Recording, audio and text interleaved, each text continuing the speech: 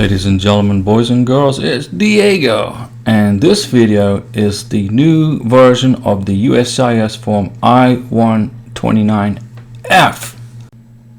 This form is used to file for a petition, a fiancé visa. And the first thing you'll do is you're going to go to uscis.gov/forms. You're going to check the correct expiration date, make sure it's the current expiration date right here, and then go ahead and fill this form out on your computer. You're going to start with information about you, Mr. Sponsor, Miss Sponsor, Part 1. If you are a naturalized American citizen, you will put in number 1, Part 1, your alien registration number. Very important. You can find your alien registration number. You were issued one by immigration before you became a naturalized American. Then right below that, if you have an online account number with USCIS, you will put it right there. And then number 3 is your U.S. Social Security number. You got to have a Social Security number because you got to be a U.S. citizen to qualify for this benefit. You'll then check box 4A, Fiancé K1 visa. Considering the K3 spousal visa, using this form is pretty much obsolete. So you're going to check box 4A, Fiancé K1 visa. Next, you're going to put in there your full name, starting with your last name, your first name, and your middle name. And then as we finish up this form, you're going to put other names used. So if you had a nickname, etc., you will put it under other names used. And then right underneath there, you're going to put your mailing address, where you live in the United States of America. Now we're going to move on to page 2 of 12, of USCIS form I-129F.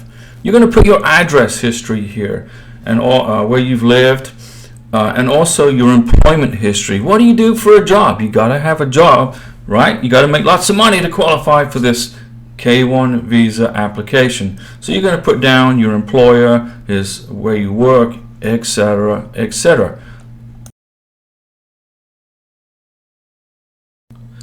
Now we're moving on to page 3 of 12 of USCIS form I-129F. Information about you continues. What's your employment start date? When was your employment end date? Other information. What is your gender? Are you male? Are you female? What's your date of birth? What's your marital status? Well, your marital status is going to be either single or divorced or widowed if you want to qualify for the K1 visa benefit. And then they're going to ask you for your address, a little bit more, which country of birth, what's your province or state of birth, where were you born, which city or town, and then a little bit of information about your parents. They're going to ask you questions about your parent number 1, that could be your mom, and then to the top right of the form, parent number 2. They want to know the family name, the given name of your parents, where they were born, what town, what residence, what country, etc. And then they ask you the question, have you ever been married before? Have you been previously married? Yes. If yes, then it's going to be a divorcee or a widow. And then they ask for the name of your previous spouse if you were married before. And then they ask you your citizenship information. Well, were you born in the United States? Were you naturalized? Are you a U.S. citizen by parents? Or did you obtain a certificate of naturalization? Now we're on page 4 of 12, USCIS form I-129F. Now part 1, 42A. If you were a naturalized American, you will put your naturalization certificate number here. In 42B, you're going to put the location, the place it was issued, and then the date your naturalization certificate was issued. And don't forget to include this form in your K1 visa application. Now they're going to ask you questions on additional information. Have you ever filed an I-129F before for somebody else? Is this your second K1 visa application? If it is, you're going to put in block 44 through 48 the information about this previous K1 visa application or spousal visa, etc. Okay? They ask you, do you have any children under the age of 18? You're going to put yes or no. If you have any children under the age of 18, you're going to provide their ages. If you need extra space to complete this information, you can use the space in Part 8 under additional information. Okay? And you want to provide also all the U.S. states and foreign countries in which you've resided in since your 18th birthday. So if you were a military person on active duty, I'm sure that's going to be quite a few countries you're going to put in there. Depends on if you were stationed overseas or not. And still on page 4 of 12, we're going to come up to Part 2, information about your beneficiary. And what's your fiance's last name? What's her last name? His last name? His given name, middle name. Does he have or she have an alien number? Does he or she have a social security number? You could be, filing this as a K3, which is probably highly unlikely. And then you're going to put in there his or her date of birth, gender, male or female, and the marital status of your beneficiary. Is she single, married, divorced, or widowed? Hopefully, she's not married if this is a K-1 visa application. And then the city or village of birth, country of birth, etc. Citizenship, nationality. Karina, she is Venezuelan, so I put Venezuela in there. And then any other names used by your beneficiary. Now moving on to page 5 of 12, the mailing address of your beneficiary. Where does she live? In what country does she live in? Etc. Your beneficiary's address history. And also your beneficiary's employment history. Now remember, it's not important if your beneficiary is not employed. Don't worry, immigration's not going to hold that against your K-1 visa application. They're just curious to see what work experience that she has. And now we're on page 6 of 12 of the USCIS form I-129F. More information about your beneficiary, her employer, number 2. Information about your beneficiary's parents. They want to know who is her mom, who is her dad, where were they born, what are their date of birth, etc. And if you do not know any of this information, if you do not know your beneficiary doesn't know who her dad is, etc., or her mom, you can put unknown. If you don't know what the date of birth is, you can put unknown. Okay, and then they go on and ask about other information about your beneficiary. Has she been previously married before? The name of her or his previous spouse in that foreign country. And when did the marriage end? And has your beneficiary ever been to the United States before? Okay, and if your beneficiary is currently in the United States, then you're going to complete items 38C through 38B. Now we're moving along to page 7 of 12, information about your beneficiary. They want to know what her passport number is, what's her travel document number. If she has one, more than likely it's just going to be the passport number. The expiration date of his or her passport number, and does your beneficiary have any children? Yes or no. This would be K2s if they're going to be coming to the United States. And also, so if you answered yes, that your beneficiary has children, you're going to put the names of the children right there in block 40A, the child of the beneficiary, date of birth, etc. And then the address in the United States where your beneficiary intends to live. Well, that's going to be with you, Mr. Sponsor, Ms. Sponsor. And then what is your beneficiary's physical address overseas? Karina lived in Bogota, Colombia, my wife from Venezuela. So we put our address in Bogota there. And your beneficiary's name and address in his or her native alphabet. Well, I doubt this is going to pertain to probably 99% of everybody watching this video, but the information is required on page 7 of 12. Now we're moving on to page 8 of 12, and they ask you on question 51, information about your beneficiary. Is your fiance related to you? Yes or no? Or NA, beneficiary is my spouse. And then in block 52, provide the nature and degree of the relationship. Number 53, have you and your fiance met in person during the 2 years immediately before filing this petition? That has to be a yes.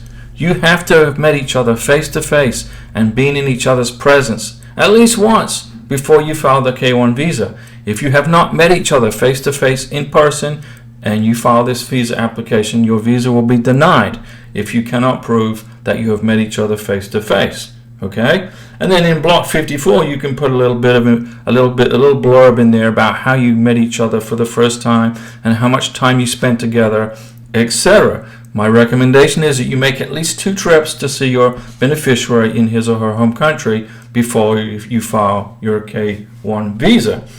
And then they ask you, did you meet through an international marriage broker, IMB? If you did, you got to provide all that information also. Okay. Now, if you met on, like on Filipino Cupid or Colombian Cupid, that doesn't count as an IMB. But you do have to print the information that says that on the website from those particular Cupid sites. You can go into the terms of service. Okay, and then they ask you on page 8 of 12, the consular processing information. What embassy or consulate do you want your K-1 visa beneficiary to have her scary visa interview at? Okay, and Karina had her scary visa interview at the U.S. Embassy in Bogota, Colombia. And then they ask you other information, part 3, where they ask about criminal information. And then that's where that goes on and leads into page 9 of 12. Now moving into page 9 of 12 of USCIS form I-129F, they're asking questions about the sponsor's criminal record, criminal history, etc., etc. And then they go on to ask you, are you a multiple filer? Do you need a waiver? You're allowed to file up to 2 K-1 visa applications. Any more than 2, you're going to be required to get a waiver from USCIS. So if you met somebody on a K-1, you got married, and then it didn't work out, you get a divorce, or she returned back to her home country, whatever, you have a second chance. But if the second one doesn't work out, then you're going to be having to file for a waiver through USCIS. Okay, and then they ask you biographic information. What's your biographic information, Mr. Sponsor? That's in part 4 of page 9 of 12. Now we're going to move on to page 10 of 12, and they're asking for the petitioner's contact information. That's you, Mr. U.S. citizen, Miss U.S. citizen. They want the petitioner's certification and signature. Don't forget to sign the form I-129F. If you don't sign the form, it will be sent back to you, delaying your visa application. And then they ask you if you need an interpreter. If you are a sponsor, you don't speak English, you're going to have this form translated into English for you by an interpreter. And that person has to certify and sign this form that they read it to you in your native language. And then if you don't know how to fill this form out because you haven't followed this video carefully, then you can get a preparer. You can pay someone to fill this form out for you. But honestly, it's only 12 pages long. It used to be 13 pages long. Now it's 12 pages long. I'm sure you can fill this form out by yourself without having to have somebody do it for you. But if you have a hard time following directions, I know you're smart, you can do this by yourself, ladies and gentlemen. Then if you do have to have a preparer fill it out for you, then this is on page 11 of 12. This is where the preparer will sign and date the form. And we come to the end of this form processing for USCIS form I-129F, page 12 of 12.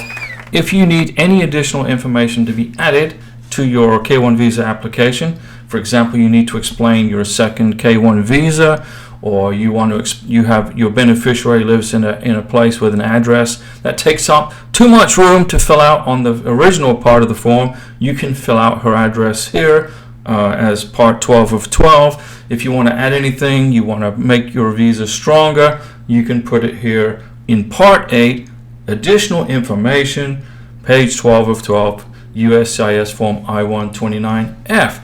Thank you for watching this video, ladies and gentlemen. This is Diego, and don't forget the live stream on Wednesdays and Saturdays at 6 p.m. Central Time. I give you all this free information helping you get this K-1 visa processed, your green card, your spousal visa, etc.